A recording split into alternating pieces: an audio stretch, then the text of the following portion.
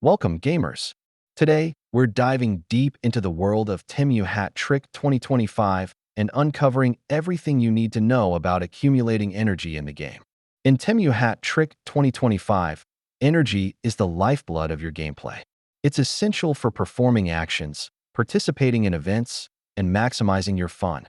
You can earn energy through various daily activities and tasks such as logging in, completing missions, and achieving milestones. Don't miss out on in-game events. Participating can reward you with bonus energy that'll keep you active in gameplay. To optimize your gameplay experience, strategize how you use your energy.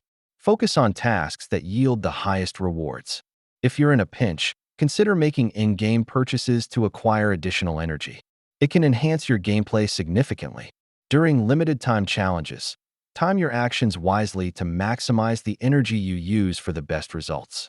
Beware of common pitfalls that waste your energy. Make sure to spend it wisely and stay engaged without burnout. To wrap up, remember the key takeaways for energy accumulation. Engage in daily tasks, participate in events, and manage your energy effectively.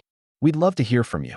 Share your own energy tips in the comments below and help fellow gamers conquer Temu Hat Trick 2025.